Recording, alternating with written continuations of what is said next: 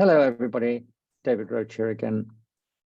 I want to talk to you about the US midterm elections. I think they are possibly the most vital elections we've seen globally in this decade. We need to focus on them. First of all, these are elections which apply to the whole of the Congress. The lower house is completely re-elected, and the upper house, a certain number of seats are re-elected. Now, what are the roles of both of these houses in Congress? Well, the House of Representatives, the lower house, initiates legislature. They come up with the ideas. The Senate approves those ideas or blocks them, and they go back and forth. They can be modified. But essentially, ideas come from the lower house, and they are approved or blocked in the upper house. Now, so far, Joe Biden's Democrats have controlled both houses.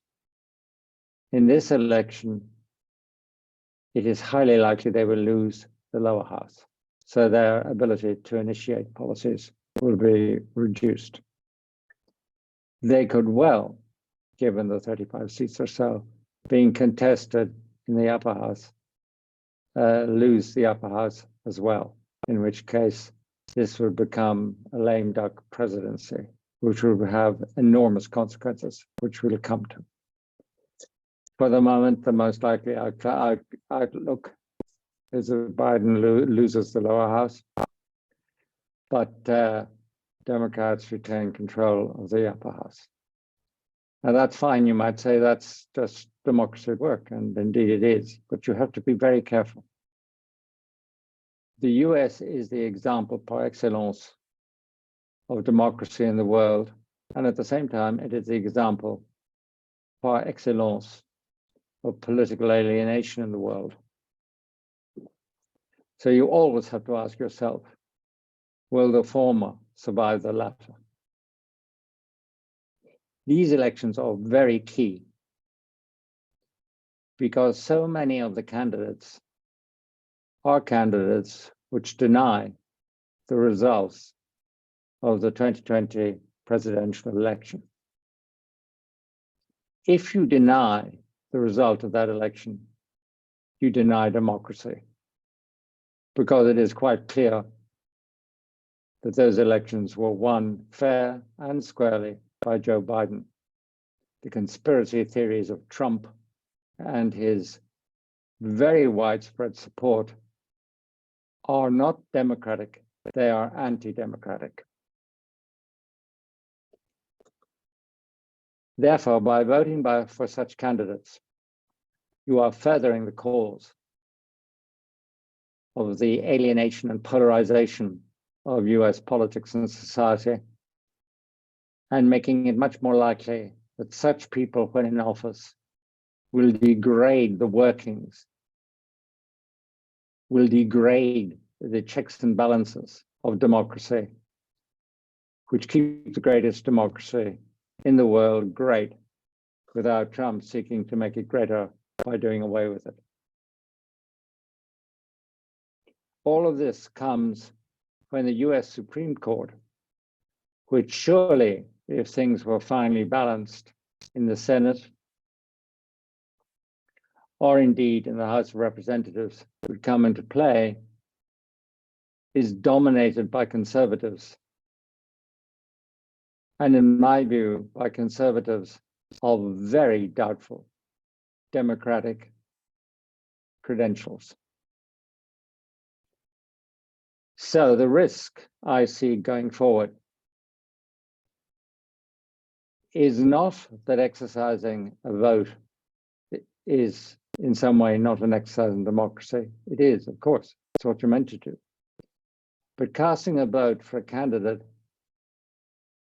who denies the results of a democratically won election by President Biden 2020 is casting a vote against democracy. That vote will work its way into the next presidential elections, and it will work its way into the presidential elections after that. And in doing so, it will undo the workings of democracy. And it will mean that the US will move towards being a non-democratic state. That is the major risk. Now, why is that such a big risk? Well, I might answer by saying, well, what are we fighting for? Let us look at Ukraine. Let us look at China. We are fighting for a rule-based world order, which is rooted like a daisy in your lawn in democratic principles and legal principles. If we do not have the US as the guiding star in our firmament, that fight has a much higher probability of being lost by us liberals, Democrats, and supporters of legality. That matters because it strengthens China and it strengthens Russia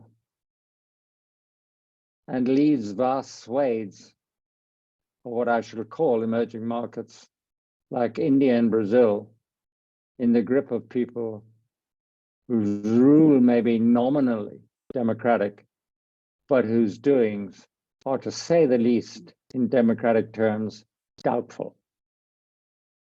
So the world would swing unanchored to a course which could well be disastrous.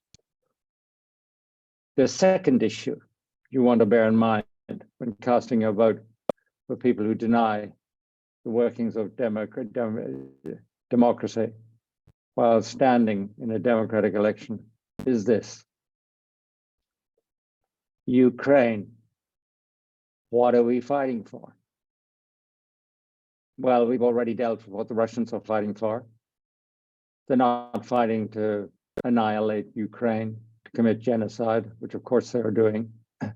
They're fighting for the overthrow of Europe, the overthrow of American support for Europe, the return of America to its boundaries as a vastly weakened state, and the establishment of a world order in which small states' rights are not recognized, but big states, particularly big autocratic states, have all the rights.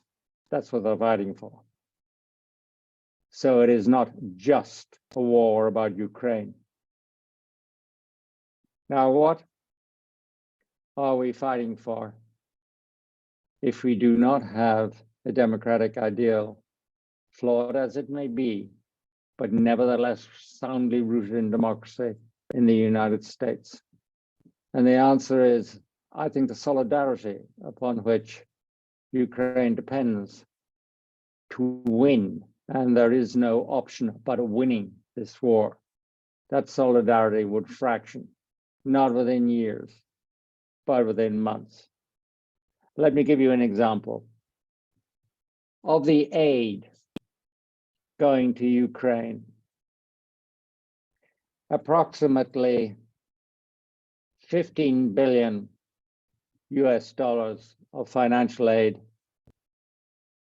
10 billion of humanitarian aid, and 28 billion of military aid comes from the United States. Now, that aid is measured by the Kiel Institute on its website of the Ukraine Support Tracker. So it's neutral, it's not propaganda. That amount of aid from the United States, 28 billion plus 10 billion, 38 billion total, plus call it 15 billion, so call it $55 billion, so 0.7% of US GDP, is bigger than all of the aid coming from all the European countries. For example, European institutions have given about 12 billion in terms of financial aid. But if you take military aid, it's minute. The United Kingdom and places like the Baltic states and Finland are very good at giving aid in terms of their GDP, which is of course small. But the figures themselves tell a stark tale. If the US splits on its support for Ukraine, the war is over. There is no way that that amount of aid could be replaced or would be replaced by anybody else. What you would immediately see is Putin getting his dearest wish, freezing the Ukrainians and imposing energy hardship on Europe to the degree that negotiations start to take place. And he is put in a position where no matter how small his gains in terms of territorial gain winning, he can go home and say, I declare victory. There is no way in which the current world disorder of three blocks, Russia and China, though very different in their aspirations and leanings and actions, the emerging markets in their moral indifference, such as India and Brazil, South Africa, and I can go on, and the Western, in inverted commas, liberal democracies. There is no way in which a Gleichgewicht, a balance of power, can be achieved between these entities unless the US is leading the liberal democracies. Otherwise, that side of the equation would simply collapse, opening itself up to the dominance of far, there's only one word for horrible leadership. That is the significance of the US elections that are now coming up. The midterms kind of strike a chord of being, oh, well, it's only, these seats here and those seats there, and it doesn't really matter. There's normally a vote against whoever the incumbent president is, this way and that way. This time, that is simply not true. These are vital elections, vital for democracy in the US, vital for world order, vital for the war which Russia is fighting against us all. Think about it, and do not cast a vote for somebody who does not believe in the power of that vote. Democracy is at stake. Thank you.